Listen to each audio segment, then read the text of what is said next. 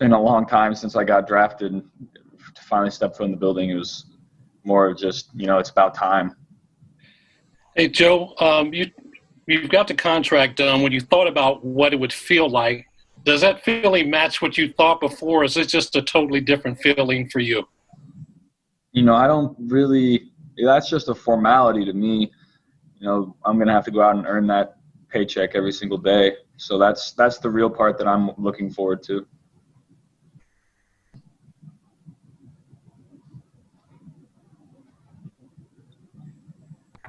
Joe, were you anticipating having any preseason games, and do you feel like that's going to affect your development as a rookie starting quarterback? I'm not sure. I don't think we do have preseason games. I'm not even sure, to be honest. I'm going to show up and come to work and do exactly what everybody tells me.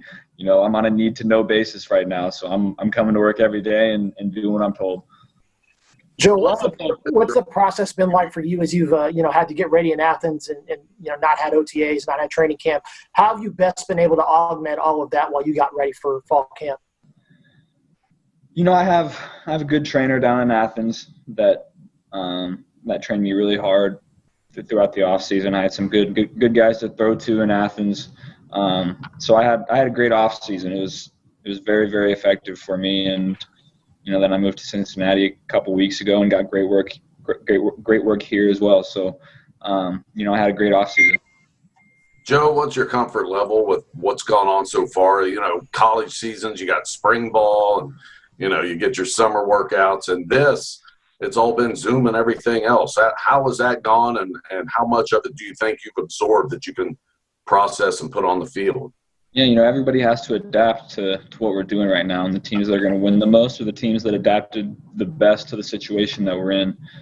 So I feel like I've done a fairly good job at adapting to the situation, but I guess we'll find out when we'll see on Sundays how many wins we have. A lot of veterans have spoken highly of you about your leadership, some of the things that you've done personally. How did that make you feel when guys like Carlos Dunlap and guys proclaim, that's my quarterback? Yeah, it makes you feel good for sure. But I'm going to have to continue to do my job, and if I don't play well, all that goes out of the window. So that's the one thing that I'm focused on right now, is just playing really, really well and doing my job. Have you been able to throw to any of your teammates since the draft? Yeah, we got together a couple weeks ago with a lot of different guys, and then we're out here doing strength and conditioning and throwing with the receivers. Now it's just the rookies in, and then next week How important do you think that is, since you didn't have OTAs and you weren't able to work out with them at the facilities? Yeah, it's very important. You always have to have great timing with your guys and understanding how they run certain routes, all the nuances of their body language when they run every single from what route. you've seen in your virtual meetings offensively, how similar is it to what you've done at LSU? And is it a matter of, the coaches figuring out what you like best? Are you adapting to what they're putting out their structure offensively as a combination? What's happening at this stage? Is it too early yet? Yeah, it's a little of both. We're the coaches are developing and understanding of what I like, and I'm also adapting to the things that they like, and we're going to put it together and make it work. I have full faith in Coach Taylor and Brian and Pitch to give me the best game plan to be successful on Sunday. Joe, how would you compare learning the Bengals playbook to other playbooks you've had to learn in the past, whether it be LSU, Ohio State, just the process of learning it? Football is football. It's all the same basically. Everybody steals plays from other teams, and there's a couple new plays here and there, and every coach just has their own way of verbalizing things and reading certain concepts. So it's just adapting to the new language and the few new concepts that you see. Joe, you're saying you've been in town here for a couple of weeks. What's it been like running into people around town as they see you here for the first time? Fans are obviously a little intense about their love for you. Yeah, I haven't really been out of my house yet. First time I went out to eat, last Friday, and a couple of people recognized me. But other than that, I really haven't been out of the house. Is it odd knowing that you're just showing up for your first professional days of work and people view you as like a savior of the franchise? I mean, is that an uncomfortable feeling to have? I try not to pay attention to all that stuff. My job is here to be the best I can today and continue to get better every single day. So that's all I'm focused on right now. I let everybody else do all that talking. When was the last time you were in Cincinnati as a normal human being before the Bengals took you? I stopped by here. We had May off at LSU, so I drove back home and stopped through Cincinnati on the way back. So it would have been last May. I mean, it's a place that's not foreign to you, right? I mean, you've been to camp at UC, right? I mean, you've been to some UC camps, right? So. Yeah, absolutely. I'm very familiar with the area, maybe not the individual businesses or anything. I'm still figuring out where I like to eat and all that stuff, but I'm familiar with the area. Joe, some people had seen a photo that was around from Black Sheep Performance of you working out and said, man, Joe looks jacked. How much weight did you put on? Any weight leading up to, since the draft, leading up to now, or, how did that whole process go for you? I actually lost weight post-draft. Coming out of the season, you're kind of a soft body. You lose a lot of muscle and you got to keep the weight on. So you eat some junk food and so you gain a little fat. So I leaned out a lot throughout the off season. I feel great right now. How much weight did you lose? Just curious, roughly. I weighed in at the combine at 221. I'm about 215 right now, so about 6 pounds. Joe, did you talk to AJ after he signed, and what did that mean to you to know that he's in the fold officially for this year? I mean, he's one of the best receivers in the league. I couldn't be more excited to work with him. I'm excited to get him out here and continue to build our relationship. Joe, in your record-setting run last year to win the Heisman Trophy, every defensive coordinator, SEC and otherwise, probably had every blitz known to man trying to get you off a little bit off balance, a little bit out of your comfort zone. Do you feel like the NFL could not show you anything that you haven't seen, or do you think that there are things that you have not seen yet you're going to get exposed to in the NFL and the speed of the game and all that? There's definitely some more stuff that people can throw at me. I've been watching film and seeing a lot of stuff that we didn't see in college. So there's going to be a lot of adapting to do, a lot of leaning on my coaches who've been doing this for a long time, and continue to study film the way that I know how. Joe, how do you specifically try to build chemistry with receivers? Are there conversations you like to have? Are there drills you like to do? Or how's your approach to doing that? It's really just a back and forth. Say you're throwing individual routes and, you either complete it or you don't, and then you come back and you talk about it. Hey, how did it feel? Did you like where the ball was? Did you I felt like it was a little short. I think I could get the ball out a little earlier. It's just stuff like that. It's a continuous dialogue between wide receiver and quarterback. How much of that can only really be figured out in a game? How much of that can you do in practice, and how much of that is stuff that really you just learn more just by being in game reps? You can do it all in practice. You simulate certain.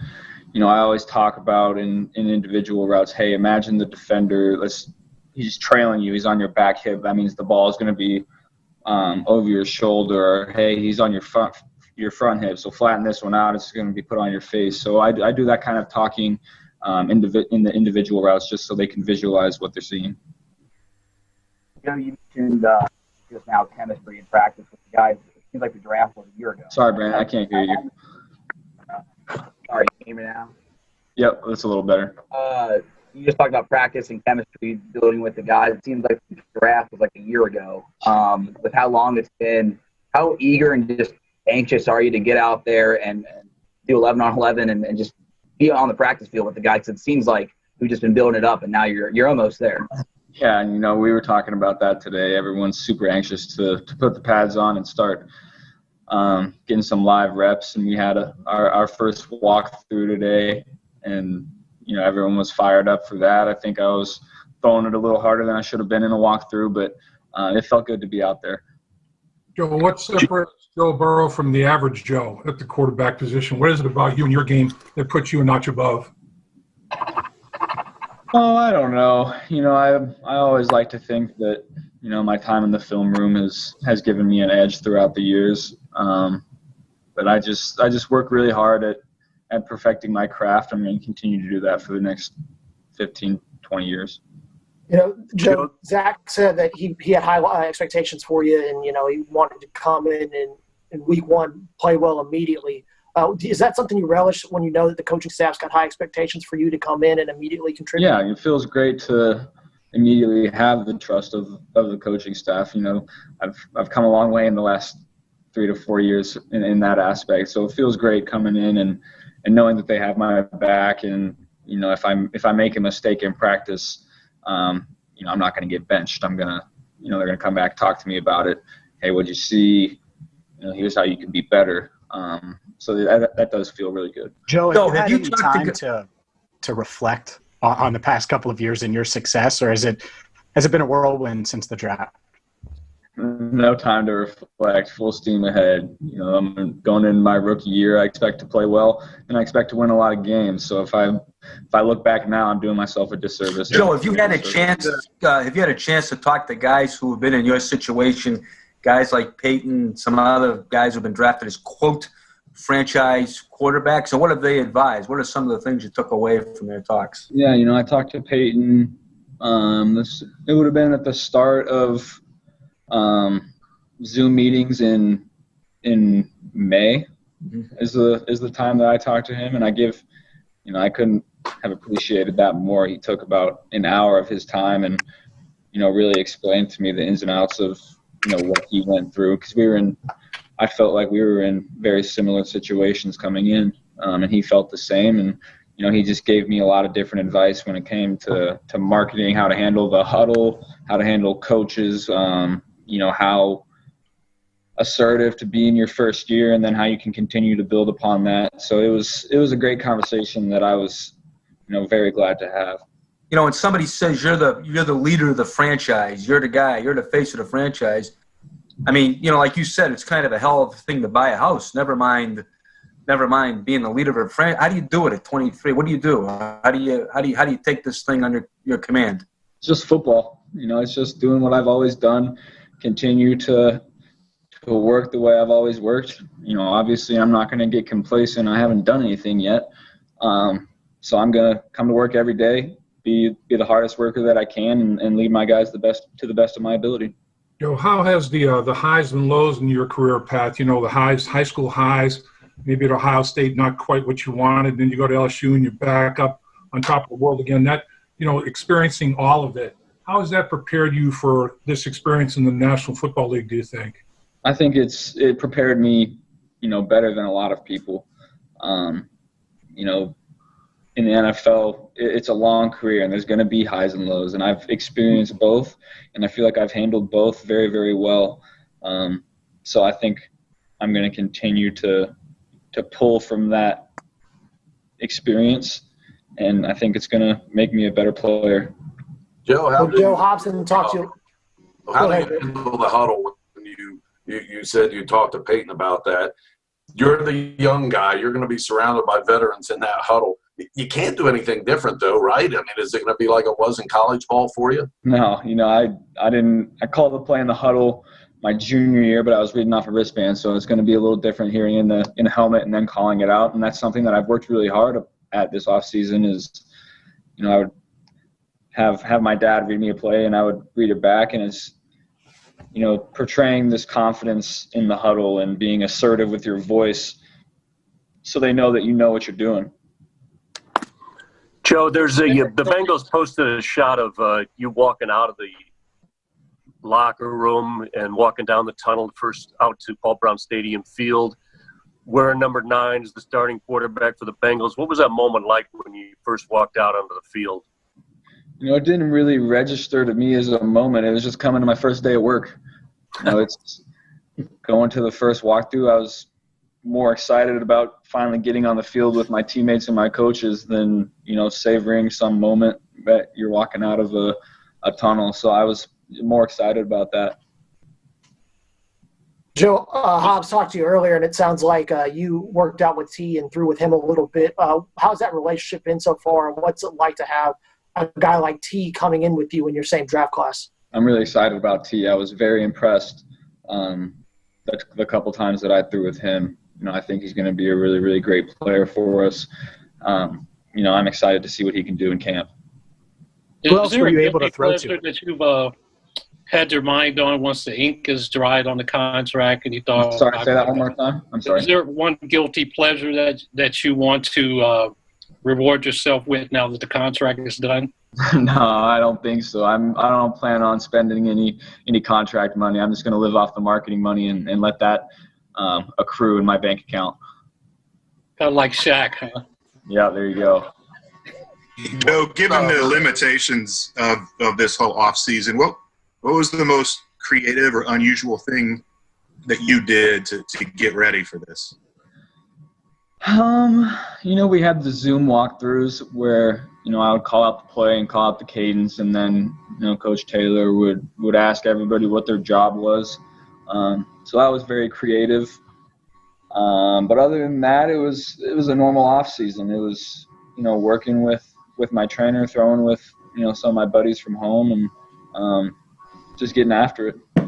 Did those sessions draw a crowd in Athens? Were you able to keep those quiet, or? we kept it quiet as much as we could. They definitely found out about it every now and again. How Bengals crazy is Athens now after all this happened? And what was it like before? Was it Steeler territory, or what was it? It was definitely Steeler territory. I hope I've converted some of them. I think we're on the right track. Joe, speaking of throwing, how's your arm feel? I mean, it's a lot of rookie quarterbacks sometimes experience dead arm with all the throwing they do, combine and workouts and all that stuff, not having to go through all that. And how does your arm feel right now? My arm feels great. Like you said, I didn't throw at the combine. I wasn't, preparing to throw really well at the combine on my pro day. I was preparing to play a season, and so my arm did get a lot of rest. And it feels as strong, if not stronger, than it ever has. So you mentioned marketing a couple of times. What has that process been like of so many people who want to, be in that business with you? What's your approach been like? Have you found it to be fun at all, or more kind of a taxing thing? It's business. I have a great marketing agency that, sifts through all the requests for me, and I have some great partnerships right now, and we'll have some more in the future, but I'm trying to limit it as much as I can this first year and just focus on ball. How many requests are there? Do you have any idea what that number would be? No, they don't. I tell them they know which ones to filter out for me, so I only get the the big ones. Hey, Joe, obviously with the name Joe and you're playing for the Bengals, there's a lot of people out there calling you the Tiger King. How do you feel about that nickname? I haven't seen the show, so I couldn't tell you. I'm not I just wasn't really into the show too much, so I didn't really watch it. Joe, did you watch the NFL Top 100? And if so, did that motivate you at all, especially since the number one player is in your division? Yeah, absolutely. I did watch it a little bit, and that's obviously a goal of mine. But, the number one goal is to win football games, make the playoffs, and win a Super Bowl at the end of the day. There we go. Joe, earlier this offseason, it sounded like you've been pretty vocal about, issues regarding social justice and things of that nature. Why has that been something that's important to you? And do you feel like that's part of your responsibility as well as a quarterback to be vocal about some of these topics? Yeah, I think people in our position have platforms to do a lot of good. And when there's people being marginalized or injustices happening, I think it's great for people in the spotlight to help those kind of people. And I've done what I can. It's tough when you're a rookie and you want to focus on ball, but you also, I think, have a responsibility to help as many people as you can. Joe, you're a real mature guy. Is there anything that you can point to or things you can point to during this process that has led to the maturation of Joe Burrow? I think I just grew up with a great family that raised me right. And, I think, like you said earlier, the ups and downs of my career have really humbled me to to a point that I understand nothing's going to be given to me, and it can be taken away at any moment. Guys, we're at the 20-minute mark. I'd like to let Joe go here pretty soon. How about just a couple more questions?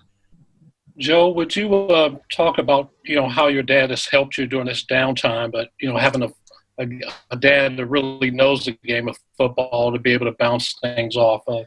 Yeah, we don't talk football too much, surprisingly.